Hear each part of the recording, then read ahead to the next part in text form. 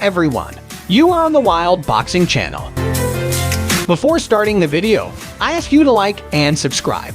Thank you very much. The boxing uppercut is one of the most devastating punches in the sport of boxing. It carries insane momentum from the waist and drives upward, exploding through its intended target like a hand grenade. Uppercuts, when executed at the right time and with the correct technique, can effectively incapacitate any opponent.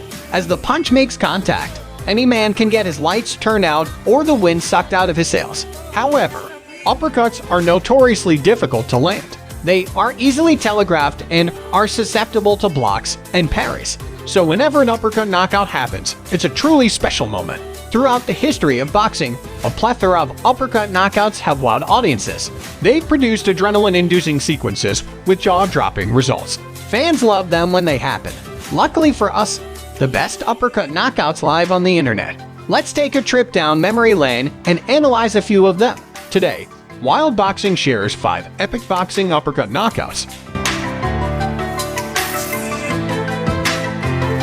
Filipino megastar and boxing's only 8-division world champion Manny Pacquiao made a name for himself early in his career by knocking guys out with ease in the lighter weight divisions. In December 2004, Pacquiao returned from a stint in the United States to fight in his home country of the Philippines, taking on Narongrit Pirang, also known as Fahsan 3K Battery, at the MC Home Depot Open Air Arena in Taguig City.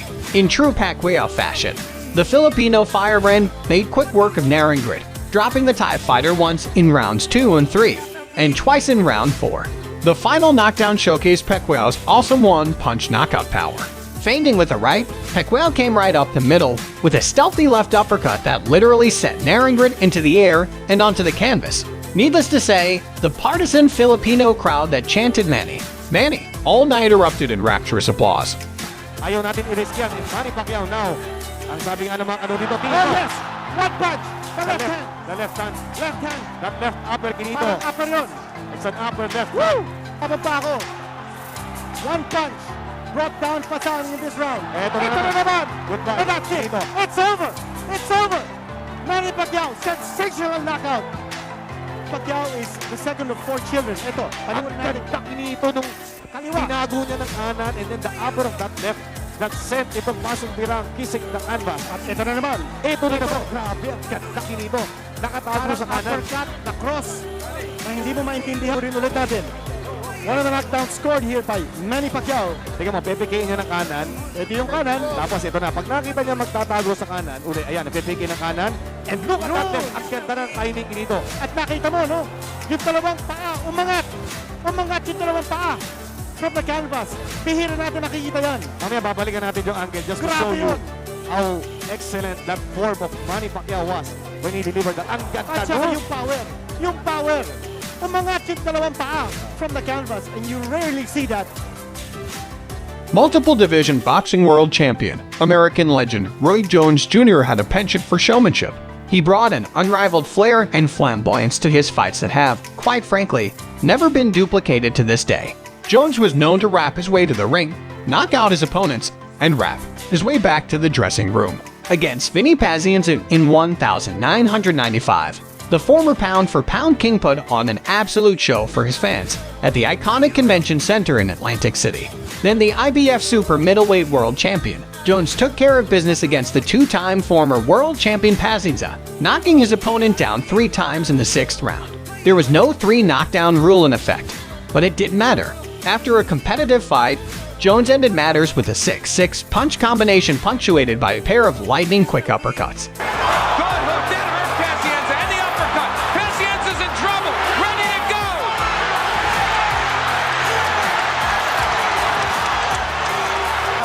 His health and safety here because he's tired and he is wide open.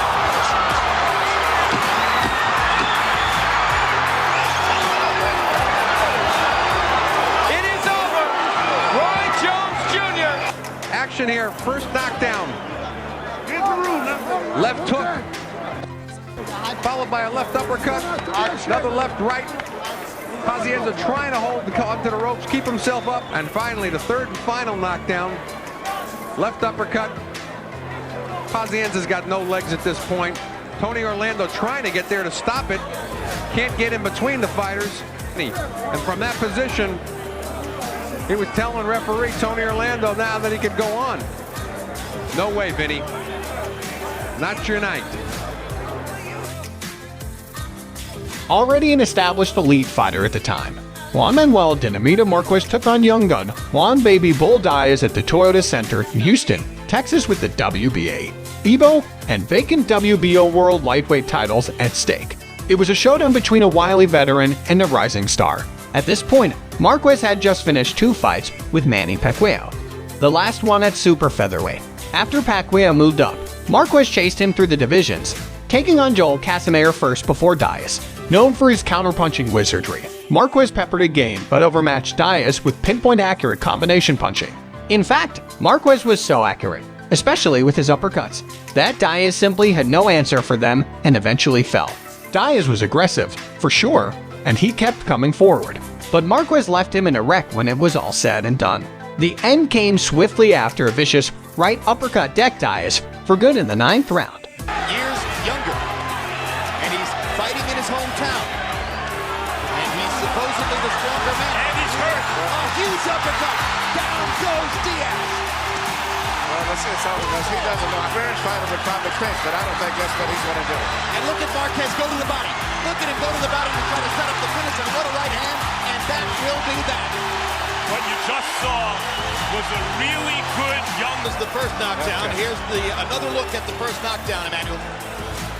Right hand, but what amazed me was the precision and the accuracy of the punches from Marquez. He didn't miss too many punches, and he was punching from all angles, even as he was twisting and turning. The mark of an experienced fighter. A straight right hand, and then the uppercut produced that first knockdown. The second knockdown is really almost a formality on a brilliant right uppercut. The one thing that Marquez Set up did, by the body shots. Marquez mixed up his punches. So he threw punches over the top, and then he threw punches up underneath. The sheer professionalism of the... The first meeting between Big George Foreman and Smockin' Joe Frazier was nothing short of an epic encounter. The fight took place at the National Stadium in Kingston, Jamaica, and was for the WBC and WBA World Heavyweight titles. This bout featured 2 heavyweight beasts in their physical primes. Foreman came into the fight with a perfect 37-0 record with 34 KO, and Frazier came in at an unblemished 29-0 with 25 KO. Needless to say, it was a fight for the ages. It was, however, a one-sided beating in favor of Big George. Frazier suffered 6 knockdowns within 2 rounds, eventually succumbing to Foreman's ungodly power. What made this knockout special was that Frazier was lifted off his feet by the sheer force of a single right uppercut. To his credit, Frazier survived all 6 knockdowns to make it back up to his feet. But that last one had him on unsteady footing, and the referee deemed he had enough. Please, trainer right next to me is saying it. You may hear him. Down goes Frazier! Down goes Frazier! Down goes Frazier! The head is job. Foreman is all over Joe Frazier. Frazier is down again, and he may be. No, he is rising. He is game. He doesn't know where to end. 2 knockdowns in the first round of Joe Frazier. Down again. No saving by the bell. He's up, and so he has Frazier in the corner. Frazier's knees buckled. He is down. He is down for the 4th time in the fight. George Foreman is doing to Joe Frazier what he did as a 19-year-old to a veteran in the City Arena. A quick left from George. Another. Frazier is down for the 5th time in this fight. 5th time. Frazier is ready to go again. Joe is standing. There he goes. 3 times. 3 times. The fight is stopped. No, it is not. It is not stopped. Angie Dundee is screaming, stop it. Bertie Pacheco. Muhammad Ali was their hero. Now you're looking in slow motion. The right for the first knockdown. Clean as a whistle.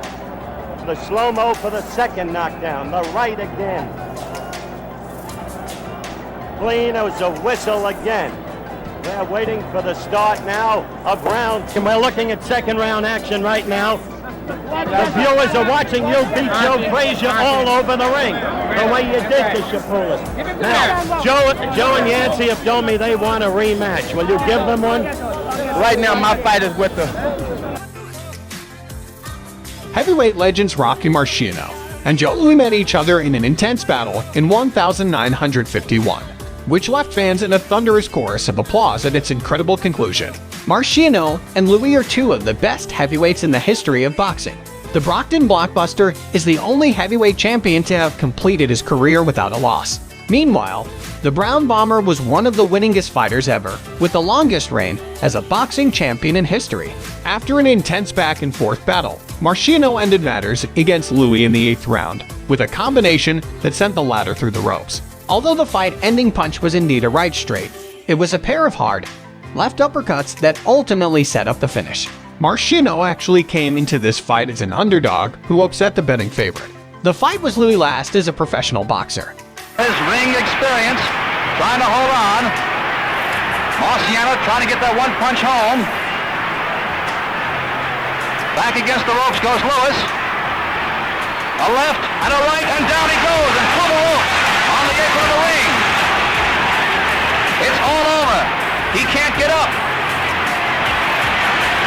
He's being helped to his feet now by referee Ruby Goldstein and Dr. Vincent Martiello, the Gordon's ringside physician, and all of Joe's handlers are looking after the former champion now. But apart from the days he's in, Joe is okay. If you liked the video, the best way to thank me will be your likes and comments under the video. Thanks for watching.